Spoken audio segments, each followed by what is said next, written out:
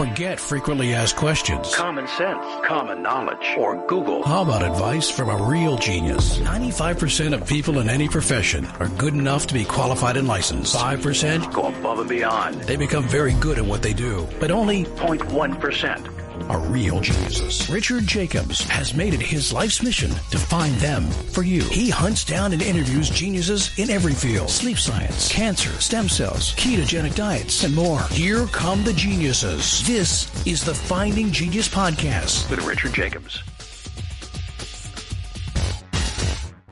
Hello, this is Richard Jacobs with the Finding Genius Podcast.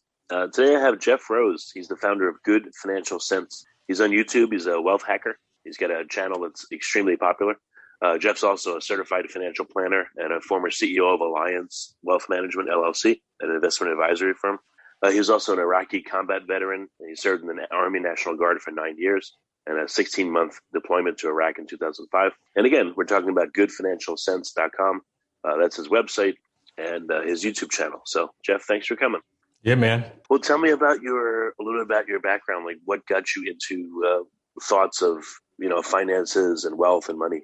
Yeah, really just by chance. I was a finance major, which the only reason I did that is because my dad, he didn't have a lot of money. He actually passed away owing more than he owned. But one of the best life lessons that he ever gave me, which I really don't know how he managed to give me this advice, but I was debating whether I should major in finance or accounting. And he asked me the question. He's like, have you ever met an accountant, that had a good personality that was fun to be around? And I'm like, I don't know if I have.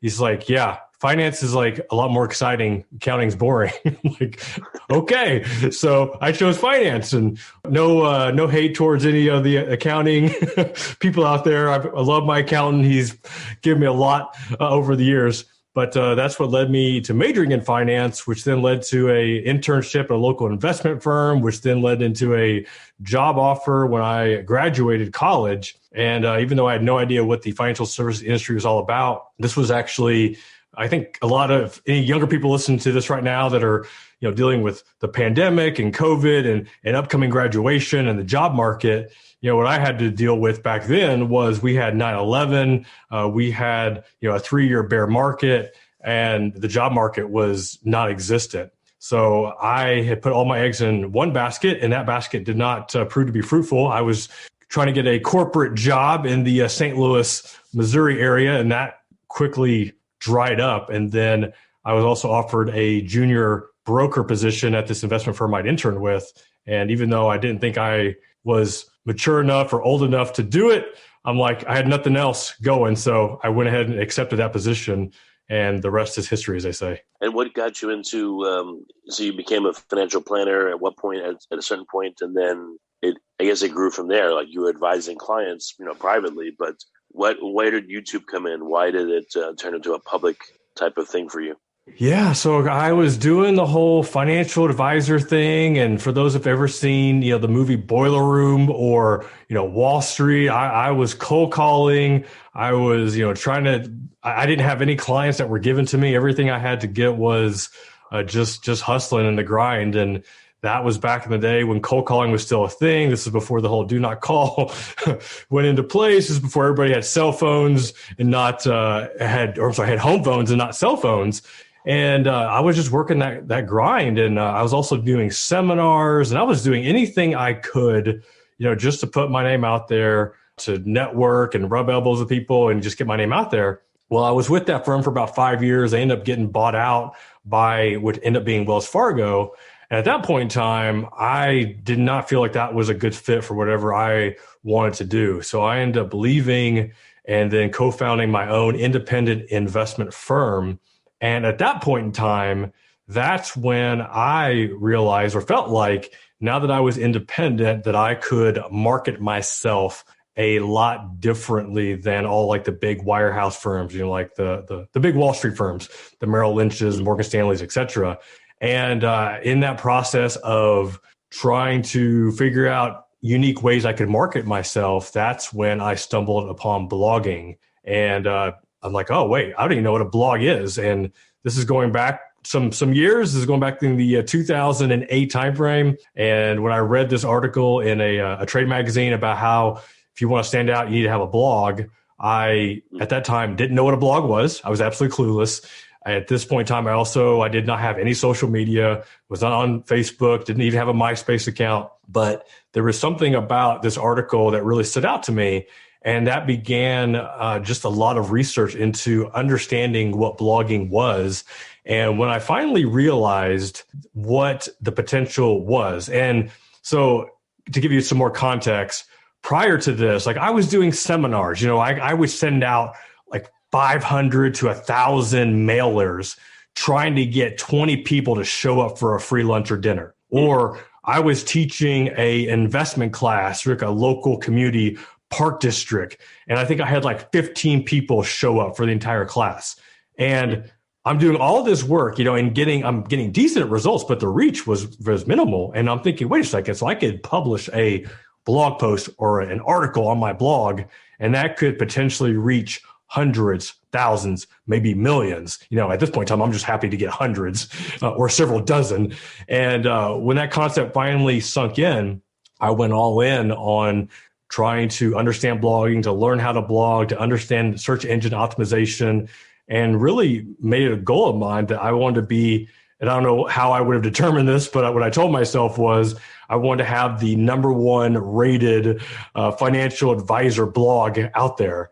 And that was the goal. Once again, like I don't know how I was going to be able to determine that was the case, but that's what I was determined to do, because I really felt like I found like a niche, because at the time there weren't a ton of financial planners that were blogging. So I thought, you know what, like I think I just found something. It's time to go all in and figure this thing out. So what do the other contemporaries in your industry say? I mean, what's different about your message, you would say? I think probably just if there's anything different that I say is, at the time when I first started off, like I was very, very open about all of the mistakes that I had made in my investing and money journey. And I remember, this is a blog post and podcast, I've shared before, but I shared like a story how I lost $5,000 trying to invest into a penny stock. I've shared how just with my parents struggled with that, and how that also passed down to me, where, I was $30,000 in student loan and credit card debt. And just a lot of pieces of my journey where, many financial planners, especially certified financial planners, there's just a certain stigma where, oh, you're supposed to know it all. You're supposed to have it all figured out, and you're supposed to, have not made any mistakes and did all the right things. Where I came from hey, yes, I'm a certified financial planner, but I've also made mistakes just like everybody else has. And I want to share my mistakes so that you can learn from those, and also show that I'm real, that I'm not just some guy that knows it all and never going to mess up, because that is just, not reality. So that was like one of the things I felt like that really helped me stand out amongst other financial planners and also financial experts, back then. Now you see a lot more people sharing, more of their journey. But at that time, like I was one of the first ones I can remember that was really transparent about all the screw ups along the way. Who does your audience tend to be? What's like the demographic about them? It's evolved here probably in the last 3 years. And what has happened, so I was, and I can say this in past tense now, I was a financial planner for 16 years. That was my career. That was all I knew. And then starting this blog on the side is purely as a marketing tool, for the practice.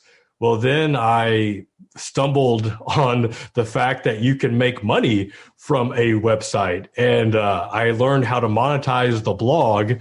And then that began a even more fun journey of learning the online business, learning the online world, to where, as of, I guess it was 2 years ago, I ended up selling the financial planning practice and now focus on the blog and the podcast and YouTube full time. How do you differentiate yourself amongst other voices out there, other financial advisors? Like you've been doing this for a while now. I'm sure you've got your groove and your essence and your unique message. So What does that become?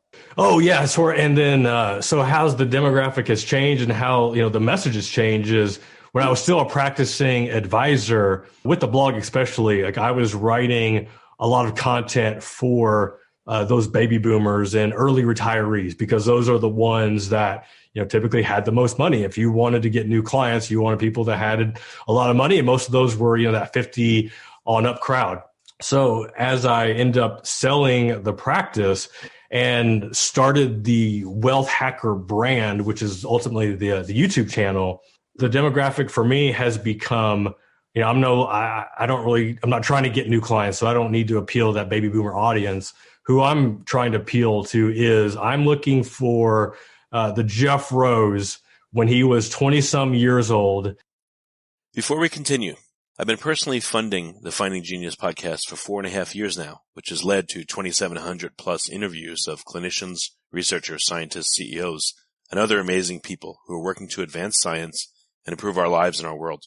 Even though this podcast gets 100,000 plus downloads a month, we need your help to reach hundreds of thousands more worldwide. Please visit findinggeniuspodcast.com and click on Support Us. We have 3 levels of membership from $10 to $49 a month, including perks such as the ability to see ahead in our interview calendar and ask questions of upcoming guests, transcripts of podcasts you're interested in, the ability to request specific topics or guests, and more. Visit findinggeniuspodcast.com and click Support Us today. Now back to the show. He just read Rich Dad, Poor Dad, maybe some Gary Vaynerchuk or, some other, side hustle entrepreneurship book or a podcast. He's excited. He understands that there is a way that he can build wealth a whole lot faster than mom and dad could ever teach him. He just doesn't know where or how to get started. And like that is who I am speaking to, because there are plenty of 20-year-olds out there, even 30-year-olds that want to build wealth, that want to accelerate their wealth building process.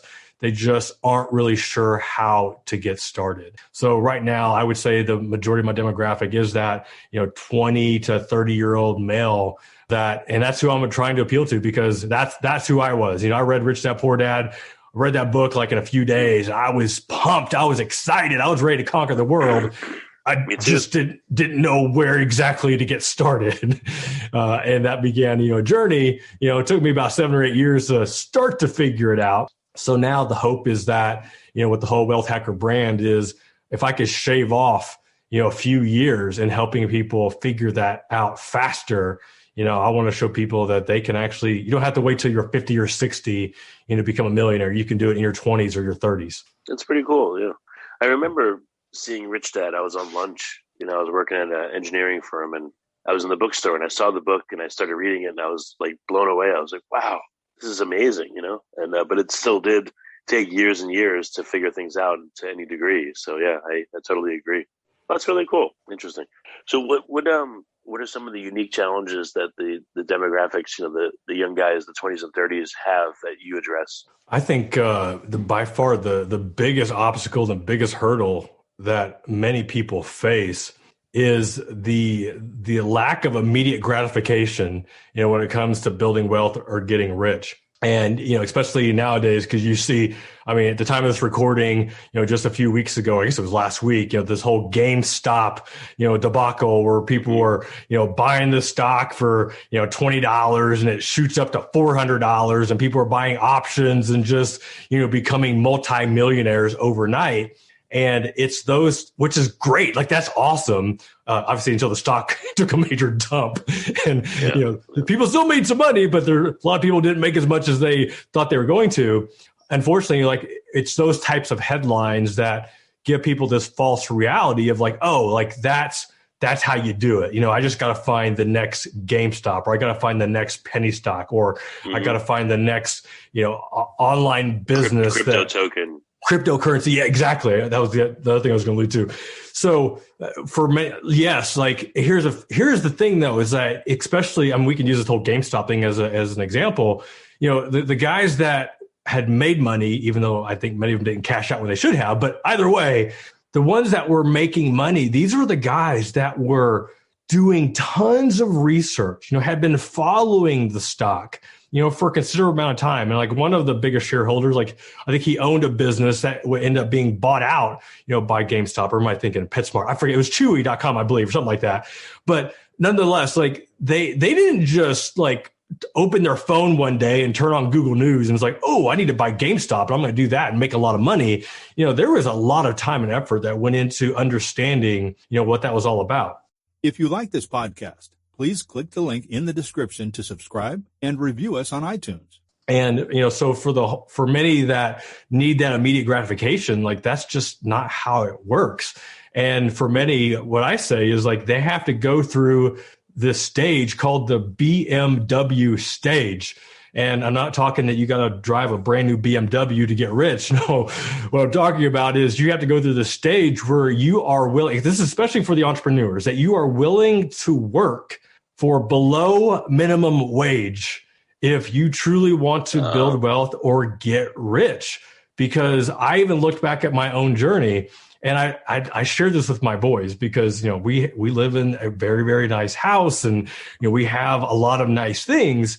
And I was sharing with my boys how I had worked on my blog for 9 months straight. I was publishing 4 to 5 articles a week, and on top of doing research for SEO and guest posting and all these other things, social media. And then I got my first Google AdSense paycheck, for 9 months of work. And I asked my boys, like, how much do you think that your dad got paid for working for almost 3/4 of a year? And I forgot the guesses, but it was like 1,000, 10,000, 30,000, like were their guesses. I was like, no, your dad got paid $152.91. Like that was my very first check. And if I calculated what my hourly rate was, I was making about 16 cents an hour for my online business. And many people can't do that. They can't fathom like, no, like this ain't working. Like this is too hard. I need to go find something else. Or, sometimes it's just their environments and they're just not able, to spend that amount of time. There's like a lot of different factors. For me, I was growing my business, my full-time business, more than full-time. And I was trying to figure out this online thing on top of it. And I could have said, no, I had a new kid. We had another kid, I'm growing my business. I could have made every excuse in the book, but it was something that I just felt like there was something there. I didn't really know for sure. It was the online world. I'm like, how can this go wrong? I guess it could have, but nonetheless, I was willing to work through that. And I talk to so many successful entrepreneurs now, that are multimillionaires, and I'm trying to think, I wish I could think of an example where this wasn't the case, but majority of them had to go through this BMW stage where they were willing to work for well below minimum wage to figure it out. Yeah, that's okay. I've experienced similar stuff. The demographic that you work with, I would think that they don't really care much about mutual funds and, older type investments, and they're more into, again, cryptocurrencies and what else? Like what's different about them than older folks? Oh yeah. Mutual funds are like the devil now. It's so funny because it was, when I was in the financial services industry, it was the mutual funds and annuities. Those are probably the two main things. And even for the most part, individual stocks, but like that was more, the blue chips, investing into those household names. Whereas now you can open up a Robinhood account. Not sure that's the account I would choose at this point in time, but nonetheless, you can open up we'll just say an online brokerage account, through an app, and you can buy or trade stocks. You can buy or sell options. You can buy cryptocurrency, all in one app and get started literally like in a few minutes, to get started. That's just mind boggling to me, just because when I first started in the industry, it was, you had to kill like 3 or 4 trees, of the amount of paperwork just to get people to open up a regular investment account. It evolved so much. I've seen more people like trading options more than options was just not a thing that I really even messed with. And on my clients, it was mostly above their heads, but now you see people trading them, not a lot of people, but more than I've ever seen before. And that's also because information is just out there. For those that don't know how to trade options, well, you can watch a YouTube video now and learn the basics in probably before lunch, and trade your first option. It's just amazing what technology has done for a lot of people. We used to have an elevated level of risk accounts, and you'd have to apply in order to do options, and you could only sell covered calls. And maybe that's all still in place, but Yeah, it was restrictive and it took a lot of time. And I think on top of that, not just on the investing side, but even like on the online business side, with Shopify stores or, t-shirts on demand, Amazon FBA, reselling on eBay, or, I'm actually thinking of sneakers flipping. Just there are so many online courses. We got platforms like Teachable, Udemy, Skillshare. I mean, there's all these different platforms nowadays where you can literally have a business set up before lunch. I mean, it's just insane how quickly, obviously you got to be able to have a product and be able to market that. But nonetheless, I mean, you can have a storefront ready to go within minutes. And that's just how awesome technology can be. But I would think that there's got to be trade-offs. In life, there always seems to be. There's all this information everywhere. There's all these new products. You can invest in all kinds of different ways. Like, what do you see as the downside of anything to today's environment? I'd say probably the biggest hurdle. I mean, this is something I even can suffer from, but there are so many different options and there are so many different shiny objects. And at some point in time, you just kind of figure out what is your bread and butter? What is your niche that you just belong in? And I was talking to a good friend of mine who was a professional speaker for a number of years, and he routinely had probably 150 to 200 speaking gigs a year. And that's how he supported his family. And then he turned that into an online business where he was teaching others how to speak, and which he had to do a pivot here recently with the whole pandemic. And now he's teaching those how to get paid to do virtual speaking.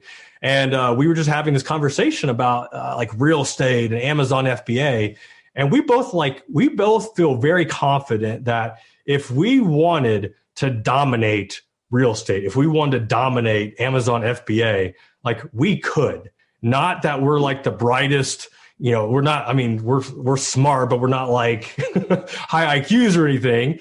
But we also know, the way that we built our business wasn't just relying on our smarts, yes, love our hustle and all that, but we also were not hesitant to reach out to other people and rely on other people's expertise to help us accelerate, our learning curve. And, with Amazon FBA, if that's something that we really wanted to do, we felt confident we could do it because we know enough people that we could start making some calls, setting up some Zoom calls, and just starting to learn the process.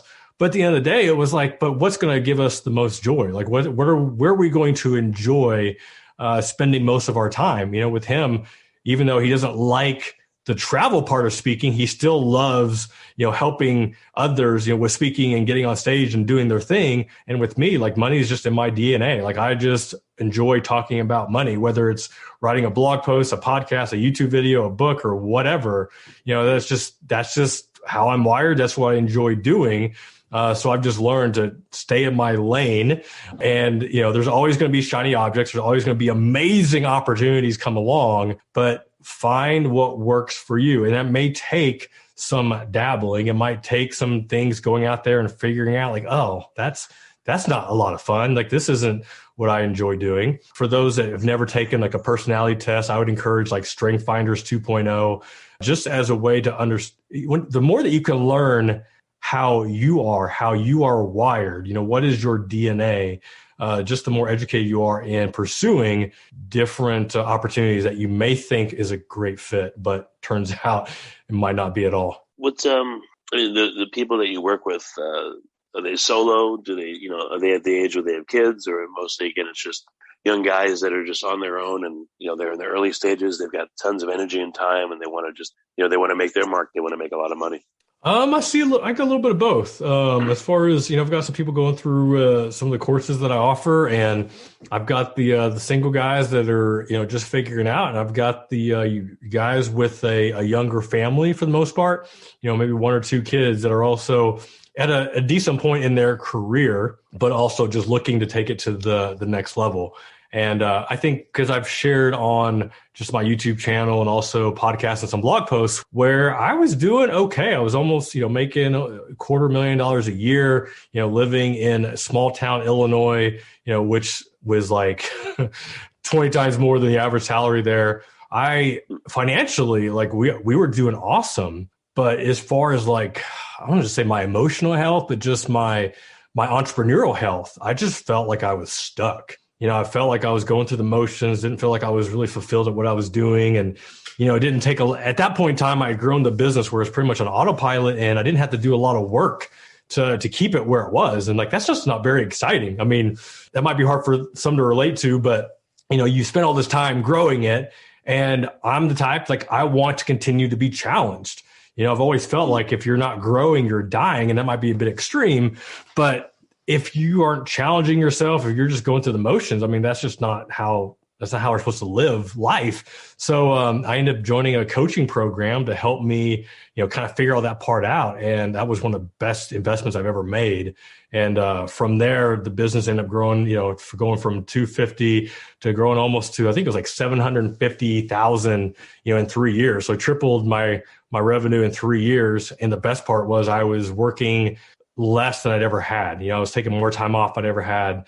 And that just began an amazing journey. So I have a lot of people that know that part of my story. And I've shared a lot of that about my story where, showing somebody like, man, you're making 6 figures a year and you feel good, you feel successful, but there's still something else that's missing, but you really can't quite place it. And that's kind of where I was, everything on paper said I should be feeling awesome right now. Like I should be doing jumping jacks every single day. And there were some days where I was excited, but other days I just felt like I was missing something. And when I finally figured out what that something was, it was monumental. I mean, it was just almost like an extreme makeover show.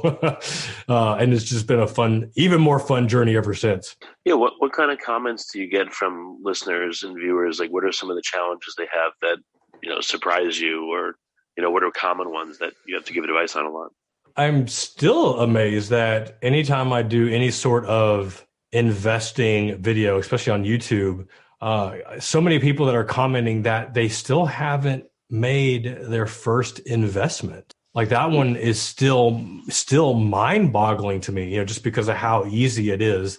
And, a lot hasn't changed in the sense that many people still feel that to start investing, that you have to have thousands of dollars, just to get going. So I'm still amazed that is still a misconception, to get started investing. Other than that, I think a lot of people that have some desire of doing an online business don't really know where to start or how to start or what to even do.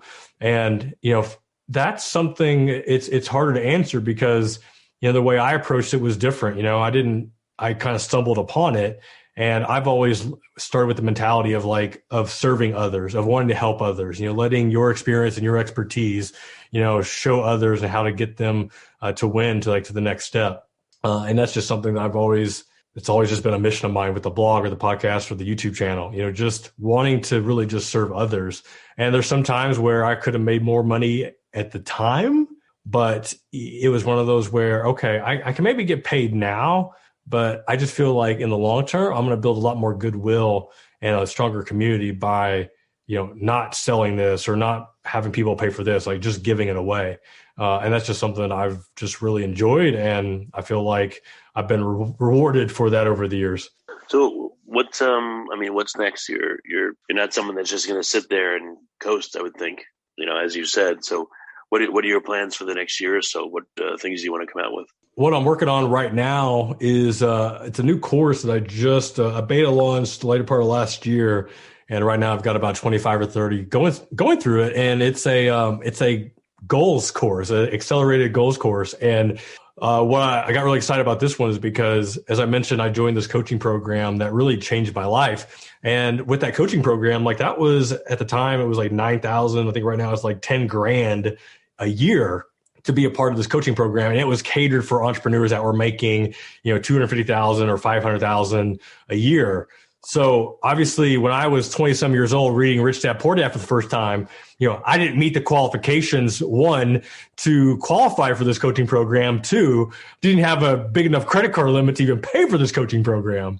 And then I've seen other online programs that are similar to what I went through and actually purchased one. And that one was $3,500. And it also was catered to, online or not online, just business owners, that were making over a certain price, certain revenue figure. And once again, targeting that 20 to 30 year old that either is still trying to figure it out or has started to figure it out and just looking for that next thing. I wanted to offer something that could be available for those that didn't have the financial means to pay $10,000 or $3,500. And so that's like what this goals course is all about, is showing what I learned and how it changed my life. And I want to be able to offer that to those as well that have that interest and desire and passion that I have. So that's the first thing on the list. And from there, it's slowly evolving into, and I kind of figured it would, into something bigger than just a course, but looking to be some sort of either online coaching, mastermind type program. I'm not really sure exactly, but it's evolving to something where I get to help people conquer goals, achieve goals that they never thought was possible, and ultimately helping them achieve what I call your unrecognizable future. It's a future that you don't even know exists today, because you've never gone through a process to understand how big and crazy your goals could be. And I just think about the goals I had 10 years ago. None of my goals 10 years ago were not, I want to no longer be a financial advisor, have an online business making 7+ figures a year, working 15 hours a week. I couldn't even have that goal. I didn't have the context or the experience to even have a goal like that. My goal of 10 years ago was I want to grow my business revenue by 15%, next year. That's where my goals were then. But, now it's oh, okay. So now my goals are, the goals have just evolved so much, but it's just a matter of figuring out what those initial goals are, taking steps, and then revisiting those goals on a frequent basis. So what are some of your favorite stories from followers of you that, have implemented and found success, or they just did something really unusual or really cool? I probably just recently, because I just reconnected with an advisor of mine, not of mine, but he was a younger advisor. He had purchased a course of mine that was showing other advisors how to use online marketing to grow their financial planning practice. And that's essentially is what he's done. But man, he took it to the next level. He recently just launched a online platform for other advisors that have a similar interest in growing their business and all, just practice management and everything else, but it's completely online is what they did. And it was something they came up with the idea, did a soft launch. And I think before they even went live, they had 50 people willing to join. And right now, I think they have over 500 advisors that joined this online community, all paying $1,500 a year to be a part of it. So in the first year, he came up with this business that is generating over $750,000 a year. But for him, though, it all started because he started his blog when he bought the course, that then led to a podcast, that then led to him having guests come on his show, making connections, learning other businesses, how they operate. And then that led to this brainchild of his.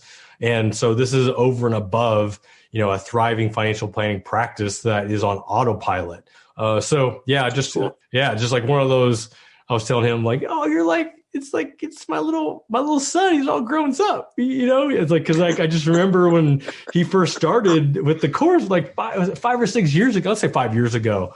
And I mean, he was doing good, but man, he went from doing good to seriously crushing it.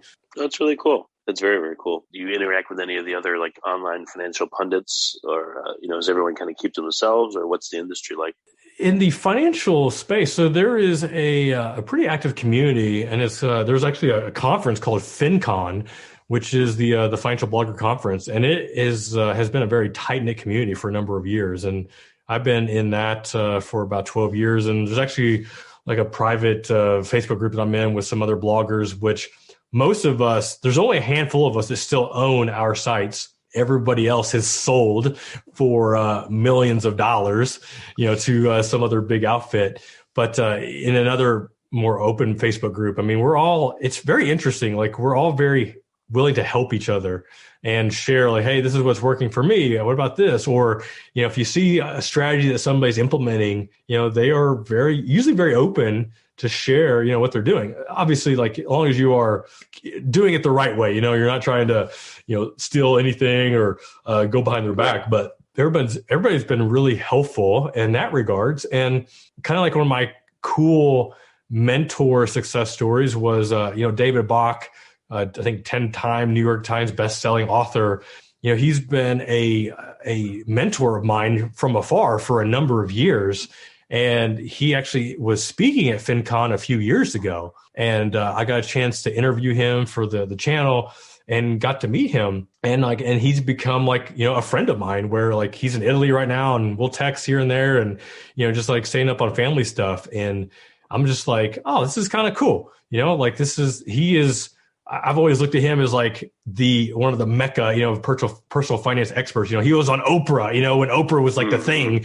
And, this guy, and I've just learned that with any of these guys or gals, I mean, for anybody listening, is when you start treating these people as a person, as an equal and, not as like you're a fan of theirs.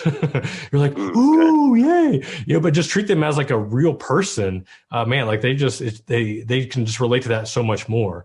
So like stop being a fan, start being an equal. And it's just amazed on how they'll treat you, respect wise. It's just a whole different level. Yeah, that's great. Do you see in the financial world any big upheavals coming? I mean, do you see, for instance, like crypto really taking off, or is there any big changes that you sense are coming in the next couple of years? It's been one of the craziest times where we've seen unemployment hit record numbers, and in the same time frame, the Dow Jones is hitting an all-time high, and then we have Bitcoin hitting all-time highs, and the whole GameStop debacle and everything else going on. I mean, we are in you got stimulus checks going out like every other week. It's just, we are in such crazy times. Like I can't even wrap my head around it. I truly can't. And like, I'm done trying to predict, I never thought the Dow would hit where it's at right now. Like when it started to take a dive at the beginning of the pandemic, I think we got down to about 18,000 on the Dow. I'm like, okay, finally, like this is what I felt like it needed to do for, a few years, like just kind of some cleansing. And then that lasted for like a day. And then it just took off ever since. It hasn't looked back. And, here we are, the time it's recording, Dow's at 31,000. Bitcoin's like at 45. I think it was at 46 earlier today. Just, okay, whatever. I don't know. No idea. I do feel like we are going to see, I don't know what exactly. I feel like we're going to see something with crypto where it's I feel like it's becoming more mainstream, but it's not really being, I guess, widely used. I don't know if this whole Elon Musk thing saying that you can buy, Teslas with Bitcoin, and how it'd be fun to listen to this, in a year from now and see how this plays out. But I do feel like that's going to be something, whether it's Bitcoin or some variation of that. I'm seeing too many companies like PayPal, for example, change their their systems on how they not only can use Bitcoin or cryptocurrency like as a payment, but also to be able to buy and sell it. There's so many companies now that are investing millions of dollars into the infrastructure to be able to handle cryptocurrency. So there is going to be something there. Now I have no idea how that's going to look, smell, or taste, but it's definitely fun to be a part of it. What's the best way for people to find you? Where should they go? Yeah, you can check me out on YouTube, Wealth Hackers channel, or you go search for Jeff Rose. My Twitter, Instagram handle is at JJeffRose, 2 J's, at JJeffRose, or the blog, which you mentioned, goodfinancialsense.com. Okay. Well, very good. Well, Jeff, it was great to talk to you, and you're very down to earth, very real. So, thanks for being here. I appreciate it. Thanks for having me on. If you like this podcast, please click the link in the description to subscribe and review us on iTunes. You've been listening to the Finding Genius podcast with Richard Jacobs. If you like what you hear, be sure to review and subscribe to the Finding Genius podcast on iTunes or wherever you listen to podcasts. And want to be smarter than everybody else? Become a premium member at findinggeniuspodcast.com.